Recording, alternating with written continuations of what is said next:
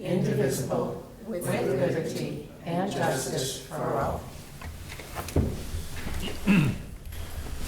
Okay, good evening and welcome to the September 9th, 2019 Board of Selectmen meeting. We have one item on the agenda, and that is a public hearing for the 2020 classification hearing, which will begin at 6:35. So we can just relax for a few minutes. Enjoy the ambiance. If we had listed it at 6:31, we would have been late anyways. That's all right. We need to catch our breath after this. Well, we did, but yes, we've done, we can. Also, just a reminder about the reception for the new town administrator tomorrow here at Town Hall from 5:30 to 7. Everyone is welcome to come and meet and talk. 5:30? Can run in on my way to work, just to at least say hi to his wife, meet his wife. Yeah. Just to be polite. Will there be refreshments? Yes. Coffee, cookies, water, fruit. Oh, that's good. That's nice. That'll take care of supper. Yeah, on my way to work, it will. Better Oh get gosh, one I for better you. get more. Oh, no, just kidding. One each. Just kidding. I'm not quite sure. How does this work? I'm just trying to see how it works how to the next In a row, slide. we've had the pleasure Oh, of okay. being together. Oh, Didn't we have a okay, meeting no, last I week? want to go Yes. back. You get another one next week? Next week. Oh, 3 weeks in a row. Okay. Oh, You get 3 weeks off. We could always go back to the old days where they met every week. That was, Yeah. okay, now I have Oh. to, yeah, I'm still Well, going just forward. putting I an can't agenda get together back. every week. it was highly unnecessary. Yeah. It just, that's all you end up doing. Escape. Well, that Yes. was in the days when there probably wasn't quite as much to do, Yeah. Okay.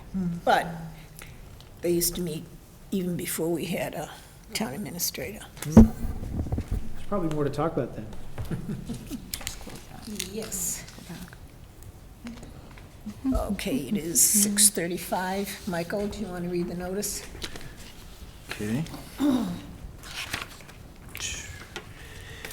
In accordance with Massachusetts General Laws, Chapter 40, Section 56, the Board of Selectmen, together with the Board of Assessors, will hold a public hearing on Monday, September 9th, 2019, at 6:35 PM on allocating the local property tax levy among the classes of real property and personal property for FY '20. This hearing will be held at Veterans Memorial Hall, Sturbridge Town Hall, 308 Main Street, Sturbridge, Massachusetts. Okay, thank you, Michael. Could the Board of Assessors and our principal assessor please introduce themselves for the record in the audience at home? Yes, my name is Ann Murphy. I'm the principal assessor. Paul Murphy, Chairman of the Board of Assessors. Dealman McNeil, Secretary. Okay, Ian? Okay. So tonight, we're here to do the classification hearing for fiscal year 2020.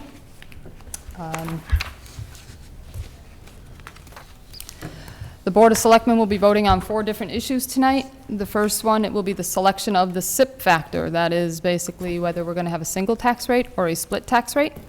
And SIP means commercial, industrial, and personal property. The second item will be open space discount.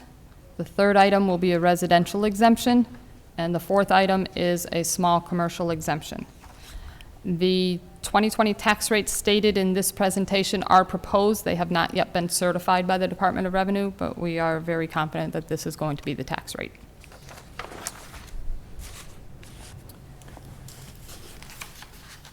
So we have a difference in our tax rate from fiscal 2019 to fiscal 2020. Fiscal 2019's tax rate was $19.15. It was a single tax rate, and the proposed tax rate for 2020 is $19.02.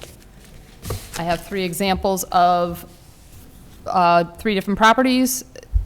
Fiscal 19, the first property was assessed at $151,000. Its taxes were $2,891.65. The new tax rate, that same property is now valued at $157,400. Their 2020 taxes would be $2,993.75, which is an increase of $102.10. The next example is a house that was valued at $250,800 in fiscal 19 with taxes of $4,802.82.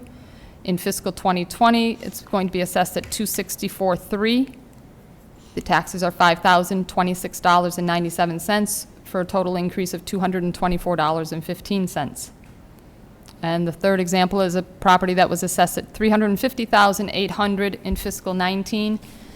Taxes were $6,717.82. For fiscal 2020, that same property is now assessed at $378,700. The taxes would be increased to $7,202.87 for a difference of $485.05. Andrew, just, Yep. can you explain why such a big increase for the higher valued house? Because 28,000 to me is like a big hike. It's 8%.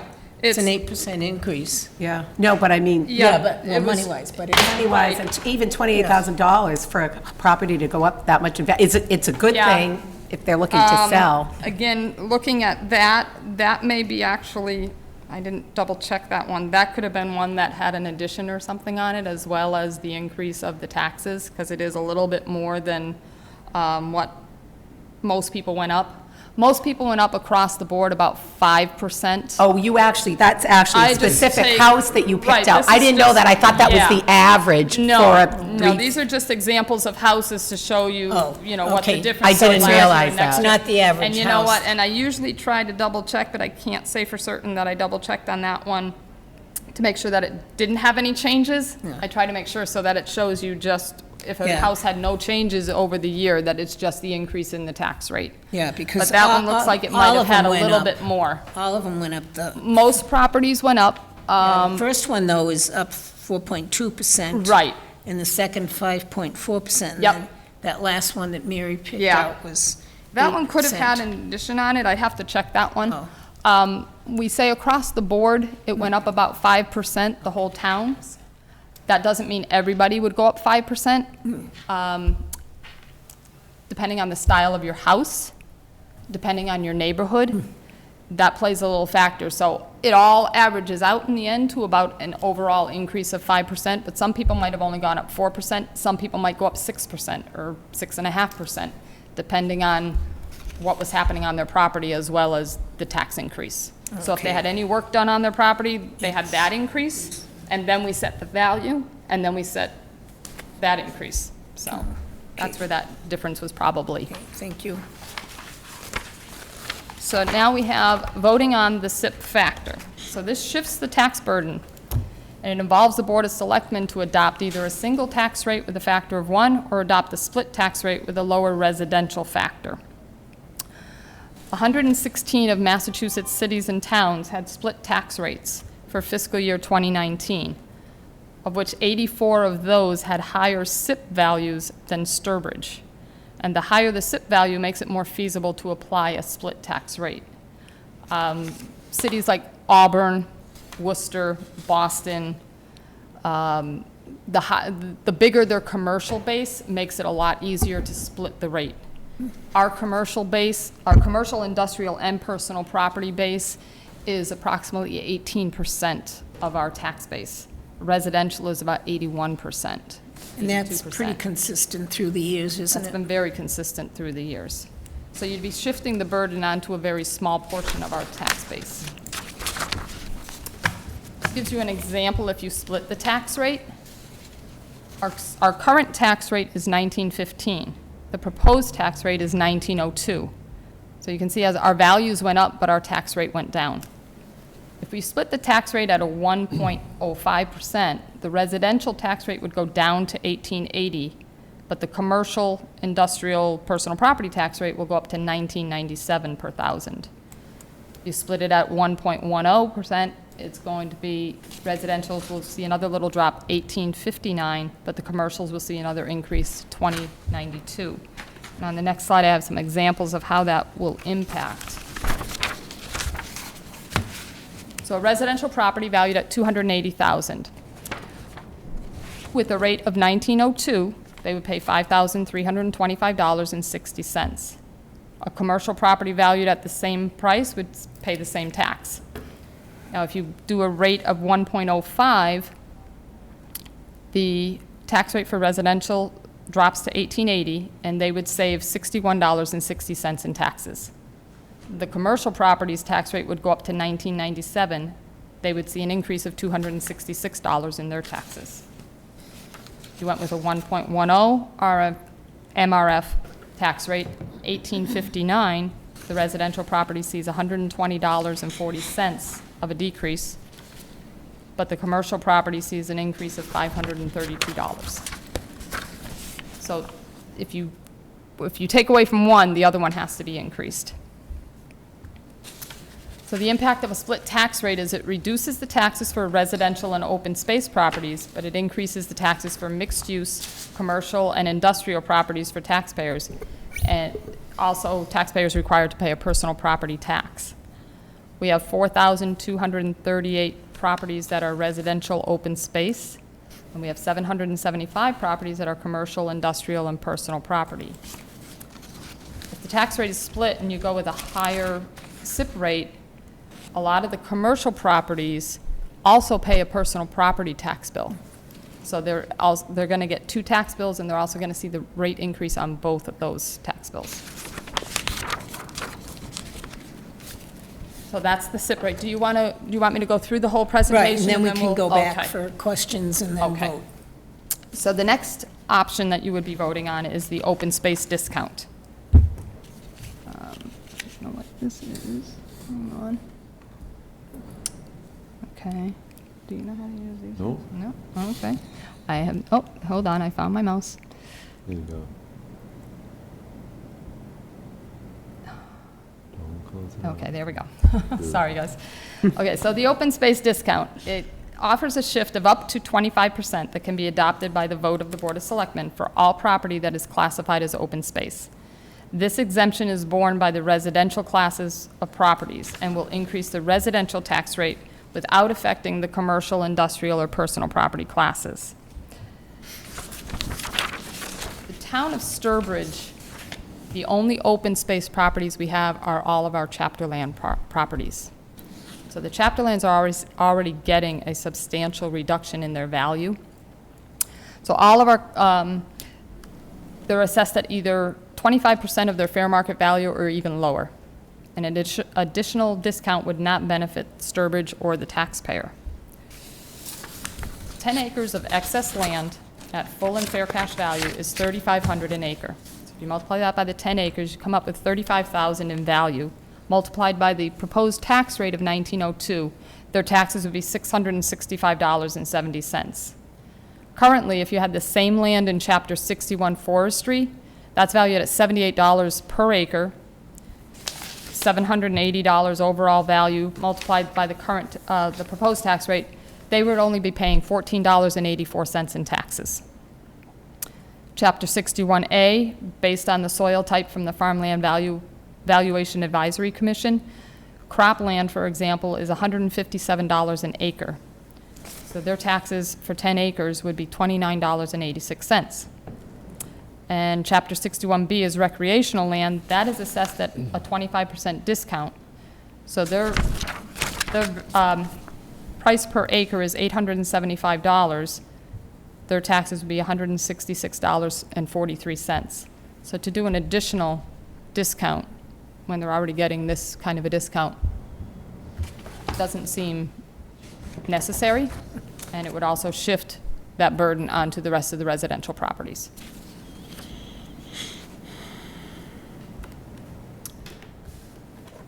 Next, we have the residential discount. You can grant up to 35% to owner-occupied residential properties.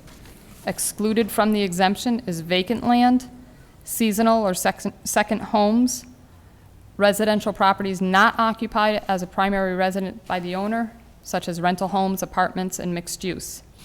The impact is to the overall residential class and shifts the burden from qualified properties onto unqualified properties. With that in mind, in addition to the properties mentioned above, some principal resident owners with higher values will also pay more, as the residential tax rate would be higher. So if you were to go with the maximum residential exemption, that would be 35%. The exemption amount would be $94,347. This amount would be deducted from the current value of a qualified property. The estimated fiscal '20 tax rate is $19.02 per thousand, and if the maximum percentage was adopted, the residential tax rate would increase to $26.55 per thousand. So here's an example of that. You have a qualified property and an unqualified property. Their value is $269,564. Single tax rate of $19.02, their taxes would be $5,127.11. If you gave the 35% exemption, we would reduce the qualified property's value by $94,347, making an adjusted value of $175,217. Then we would multiply that by the adjusted tax rate of $26.55, and their adjusted taxes would be $4,652 and a penny. So they would see a decrease of $475.10 in their taxes. The unqualified property, their value would stay the same. The tax rate would go up to the $26.55, and their taxes would increase by $2,029.81.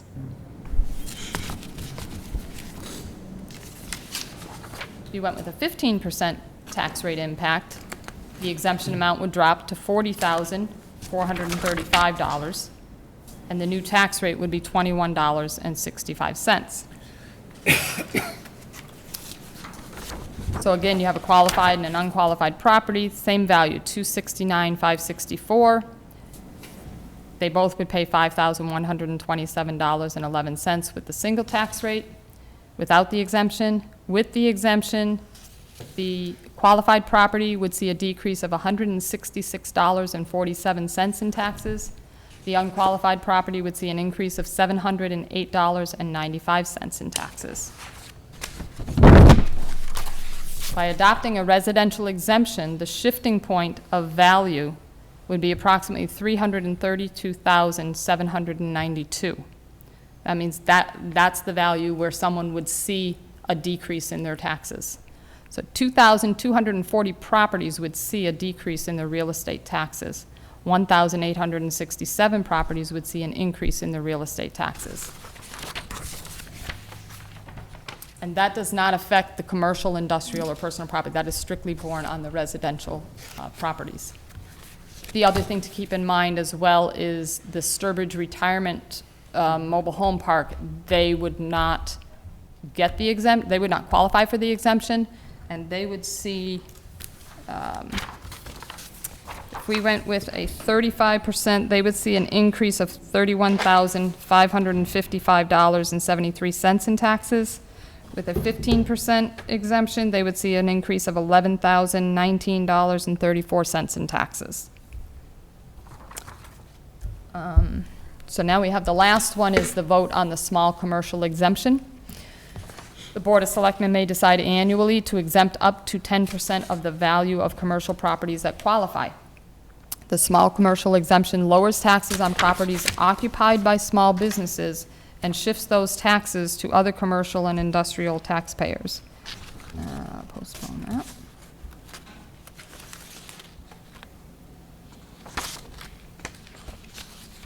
So eligible small businesses, only commercial properties are eligible.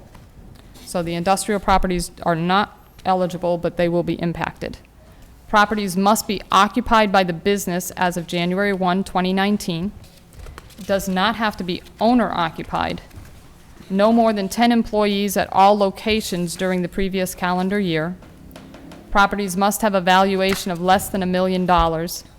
And if a property has multiple commercial occupants, all occupants must be eligible businesses. So we get a list or a report sent to us every year by the Department of Labor and Workforce that tell us what businesses may qualify for this exemption. And we have to go through that list. There was 207 businesses on the list. Approximately 75 of them would qualify. The total valuation is approximately $22,963,580. So a 10% shift would increase the tax rate by 22 cents. So here's an example of the small business exemption. Business A qualifies and Business B does not qualify. They're both valued at $384,700. With the single tax rate of $19.02, the taxes would be $7,316.99. Business A gets a reduction of $38,470, changing its value to $346,230. The adjusted tax rate is $19.24. So now Business A sees a decrease of $655.53 in taxes, but Business B sees an increase of $84.64 in taxes. So only the commercial properties can qualify, but the industrial class must share the burden. And it's the owner of the property, not the business occupying the site, that receives the tax benefit. And any sole proprietorship or partnership that does not appear on the certified list can apply directly to the assessor's office, and the assessors will have to make the determination of whether it meets the criterion for the previous calendar year. It is a time-consuming and cumbersome process for our office, but we would have to do that if that's what you chose to do. And this is the recommendation from the Board of Assessors. They would vote to adopt a single tax rate. They would vote not to adopt an open space discount, not to adopt a residential exemption, and not to adopt a small commercial exemption. Thank you, Ann. It's funny, I was looking for that last page in our packet. We just did our votes at our meeting. Oh, okay. Yep, It's not would vote, we just did vote. yep. Well, that We have explains to- it. Right. Okay, questions from the board? I just want to say, I think that, you know how when we give money back, you know how every year when we put money into the tax rate, that maybe this year it'll drop it into the 18. Is that a possibility? You know how every year Yeah, we give the free cash 250, there, 300,000, we put into it, that, That's already They factored already into took it. that. that's already Yep, factored. That's already factored. So it's This is after- 1902, regardless of how much 1902. we put in. Yeah, 'cause Well, we put it would've in been higher. I think we put in 350,000 to offset. Oh, the okay. Yeah, tax. it would have, Okay. it would have been higher. The tax rate would have been higher if that money Oh, wasn't in there. okay, so that's yeah. with that. Okay, Yep. good, thanks. Yeah, we have to have everything in there Okay. in order for it to Before. populate that tax rate, which is why it gets very, this year it was very crunchy because we're in a revaluation year. So normally, the assessors have all of their forms, which is LA3, LA4, LA13. All of those, I'm usually done with that at the end of July. I didn't get those forms certified until the end of August, which is why this got very tight. And we can't do this classification hearing until we have an approximate tax rate, you know? So that's, all of that information is all in there in order to come up with that tax rate. Anything that's voted on at town meeting, all of that stuff has to get in there before we can get that proposed tax rate. Okay, any other questions? Yeah, so the tax rate technically has gone down, but their tax bill's going to go up. Right. Usually. If values, Would go up. normally what happens is if values go up, the tax rate will come down. If values go down, the tax rate will go up. Okay. Because it's all, the tax rate is driven by the budget. So if we Right, vote to right. spend more money, Right, then that tax rate has to go up. exactly. And I always tell people, whether your values go up or down, the tax rate, the taxes usually go up, because if our town budget goes up, then the taxes are gonna go up. If your value goes down, you lose equity in your home. Correct. So if your increase in taxes is gonna be $300, regardless of where your value, whether your value went up or down, you're still gonna pay that increase in $300. Aren't you better to have the values continue to be higher so that you gain equity in your home instead of losing equity in your home? Because the tax rate is all driven by the budget, it's not driven by your value, Correct. you know? Thank you. So it's Yeah, hard. that's without question. Yeah. Because otherwise you're getting taxed at a higher rate on something that's worth less. That's losing money. money, right, that's losing value. And Sturbridge is holding their own for value. You know, it's a very desirable community. I go out on my sales inspections. I get into probably about 75 to 80% of my sales properties. And when I go in and I do my inspection, I'm also talking to the new owners, and I'm asking them, are you new to Sturbridge? And if they are, what brought you to Sturbridge? And one of the biggest things I hear is the school system and the location. My wife works in Worcester and I work in Springfield, or my husband works in Hartford and I work in Boston. It's such a central located community that it's a very desirable place for people to come. And I hope it continues to go like that. You know, we have a great school system, we have a lot to offer people in the town, and it's just so centrally located. So, Okay, anything else? Mary?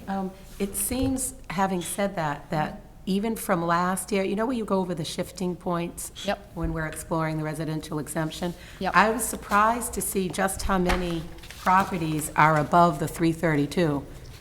We've got, it seems every year we're going higher, am I correct? yeah. Yep. So it's The rising tide. Right. it's a rising tide, but Have, it's, some people are going to get to the point maybe where they can't afford Sturbridge anymore. Well, You know, I have a that- breakdown of all the single-family homes, Yeah. just the single-family homes. So from 0 to 100,000, there's 15. From 100,000 to 200,000, there's 453. 200,000 to 300,000, 1,167. That's our biggest one. Then 300,000 to 400,000 is 820. 400 to 500, 414. 500 to 600, 128. 600 to 735, and 40 over 700,000. But it seems like the upper values keep Yes. increasing more Yes, than they- the other. Yes, because of the price houses that, ranges. right, and the houses that are being built. You know, I don't see a lot of small Small houses anymore. being built. So when we have all of this the new construction, please. we're getting, you know, So is good. higher value properties being built. You know, they're not building these small little, tiny little houses anymore. Yeah. You know, and that plays a factor when we get that helps our new growth too, when we have all these bigger houses being built, you know. Even you notice around the lakes, all these little cottages are going away, and all these big houses are being built along the lakes. Do we know, speaking of the lakes, what percentage of people are Sturbridge residents versus summer homes on the lakes? I feel like it's becoming increasingly more summer homes on the lakes, and I was just curious if we have data on that. I don't have the data on the percentage-wise. I'm just trying to think of how many forms the list I send out to second home owners.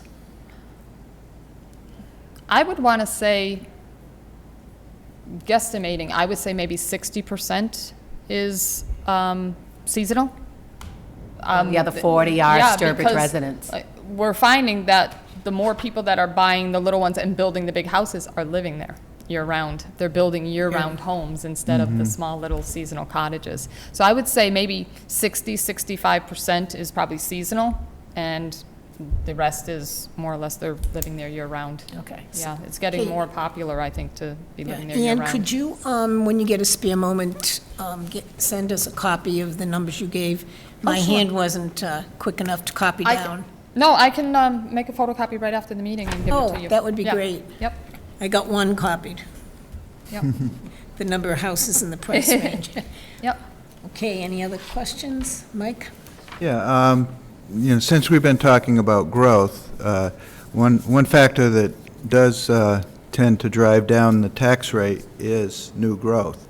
And I just have a question. Do you have a sense of how much new growth there has been got- over the last year? And how much was commercial and Yeah, let me, actually. much resident- Yep, no, I can jump on that. Let me see if I can get out of this, escape. I can. Da. is I know that? it was 313,000 and something Yeah. for our new growth, which is about what we average, but I can give you the breakdown in about 2 seconds. But that has been playing a role in stabilizing our tax rate. Yeah. And very positive role.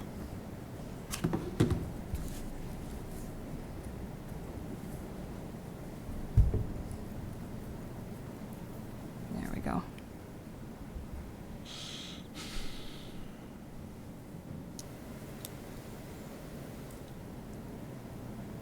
Trying to get to my gateway. Usually it's, That's it. Yeah, no, this is not my computer, so that's why it's not letting me in. Well, But I know it's 313,000 no, that's more than. of new that's- growth, and I'm trying to break That's the down. taxes on the new growth. Yeah. Yeah, that's the taxes on the new growth, sorry. Yeah. Yeah. That's the revenues generated by new Right, growth is right. about 313,000. Costs always go up, so if you don't have new That's- growth, that really affects everybody's tax rate because they have to bear the Yeah. increase in the costs too. Yeah, I just wanted to get some sense, and the 313 is more accurate than I expected. And it's about our average. We usually average around the 300. It was tight this year, but we did manage it. For some reason, I can't get into the gateway. Get in the gateway. Log into. Oh, there we go, virtual gateway. Oh, it's not letting me in. It's not letting me in.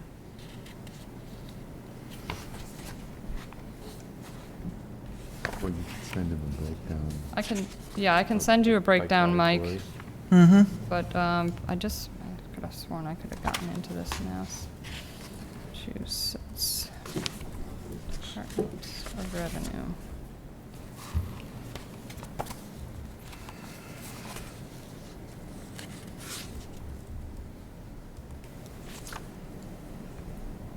Gateway, there, try that. Try this.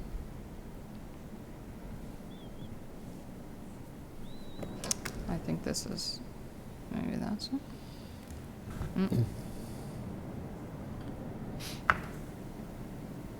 No. There we go.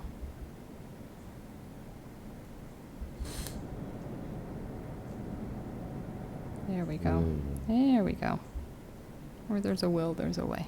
When you're not in your own machine, everything's Yeah. a little slow. When you're not on your own computer. It's always- tough. Yeah, you could have. So let me just,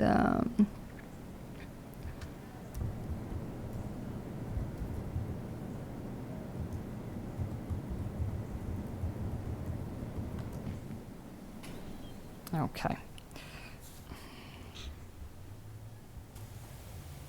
And I can take you over here and go to our LA 13. I think that's where it's going to show us. Okay, so here's your new growth. Let me just try to, let's see. New growth, single family new growth, 9 million. Whoops, hang on. Yeah. 9 million. 173,700. 2 to 3 families, we had no new growth in condos. 2 to 3 families, we had 12,600. Multifamilies, 208,500. Vacant land, 19,500. And all other categories, 14,800. So our total residential was 9,429,100. So you would multiply that by the last year's tax rate, 1915, and you would come up with the tax growth of 180,567. And then under commercial, there was 2,128,300. So there was 40,757 in taxes of new growth. Industrial, we had 413,700. And then personal property, 4,378,750. So you can see down the total real and personal property, total new growth was $313,099. Can you go over the commercial chapter 61, 61A, 61B? That we don't have. That's, most towns don't. That's a commercial chapter land, and most towns don't have that. I've never been in a community that had commercial chapter land. What is it, though? Do you know? I don't know. Okay, I've okay. never had to deal with it, so I wouldn't know what that was. you Now, know. I know a number of our, we've given a number of TIFs in the past several Yes. years. and at some point, the TIFs, every year, they're going to go Yes. down a little bit, which is, I guess, a good thing from everybody else's perspective. Yep. We don't have. That gets included in our new growth. Yeah. Okay, so Yep. here's my question, though. When we talk about the new growth. Yep. For commercial at 2 million, is that taking into account, do we have 2 million of new growth even with the TIF? That's Or- including the TIFs. So, Right, but, so what would, do we know what the figure would be if they didn't get a TIF? Like, what are we? well, that figure right now, this year, probably wouldn't be much different because 2 of the TIFs didn't change this year. They're at that 90% of value for the first 2 or 3 years before Okay. we'll see another bump in it. So that 2 million is So we could pretty go, accurate without the, so that could go up, that'll go up each year that, whenever we change the TIF, so like the hotel, for example, they started off with being assessed at 10% of the value right, for the first 2 to 3 years. So we're not seeing any change. The first year we got 10%. I Then know, the I, next year I it's still follow, at I 10. get all that. Right. So my point So- is that 2 million, even without new growth, should go up over the years as the TIF. No, that 2 million is just new growth. That's not the commercial value. That's just, those figures there are just new growth specifically. Yeah, I know, I guess I'm not explaining Well, myself Jeff, well. I think- Okay, but maybe you can, So next year, Yep, if you had no new commercial growth built, correct. okay. you're gonna see a number here that equals the increment that comes Thank back you. on the tax roll. Okay. That's what I'm trying to say. Okay, so yes, so if we Yes. had Thank you. no new growth and it was just the TIFs, Yeah, this That's all number's you gonna would go see. up. This number should go up because their break in taxes is going to is declining. declining. Yes. Our commercial value relative to the current year will go up, the increment that the TIF falls off. Correct. Yes. Right. Okay, Yes, okay. yeah, So that's. I'm sorry. Promising. No, Jeff explained Yeah. it much better, but Yeah, that was and what I there's- was trying to get at. Right, and we've got 3 active TIFs right now. So, and we're only at the small part of it, so we'll be getting more as it goes along. Okay, anything else from the board? It is a public hearing, however, there is no public. So is there a motion to close the public hearing? So moved. Oh, you have to vote on the Oh, 4 we usually vote options. after. Oh, I'm sorry, okay, It doesn't matter, but we usually vote after we close it. Oh, okay. That way, all right, if we do have public, they don't jump in because it's been closed. okay. Okay, is there a second to that? I'll second that. Okay, any discussion? Who made the motion? Priscilla made the motion. Okay, all in favor? Okay, now, votes. Okay, the first vote is the selection of the CIP factor. Is there a motion? I'll make a motion to continue the CIP factor at 1.0. Is there a second? Second. Any discussion? All in favor? Okay, 4-0. Okay, the open space discount, is there a motion on that? Motion to accept the assessor's recommendation? Okay, which is to not adopt. Not allowed, yeah. Okay, is there a second? I'll second that. Any discussion? All in favor? Okay, again, 4-0. Okay. Residential exemption. Is there a motion to not adopt the residential exemption? So moved. Is there a second? I'll second. Okay. Is there any discussion? All in favor? 4-0 again. Okay, is there a motion to not adopt the small commercial exemption? So moved. Second? Any discussion? All in favor? Okay, covered it.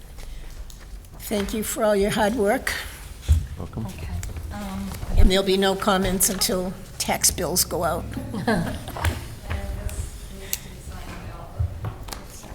Well, we might be getting more condominiums if that goes through, right?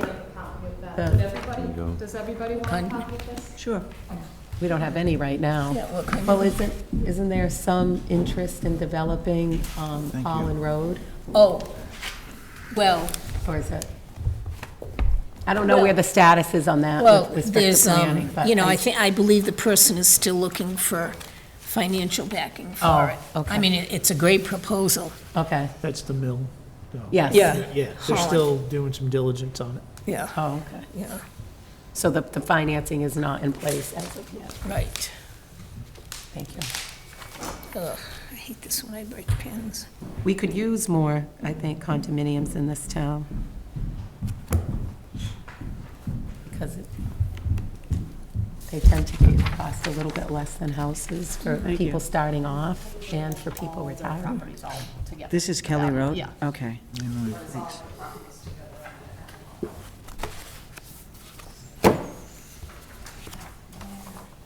Thank you, Ann. If you want, I can include that in the packet every year. Yeah, please, it's just nice to, Gives you a little more information. Develop that from all the And- questions that I used to get. So it was like every year I write down the questions that I was asked, that I'd have. Yeah, and I like to I know, compare and to I- see where the trend is. and I think we'll remember now that it's a specific house you pick. Oh, yeah.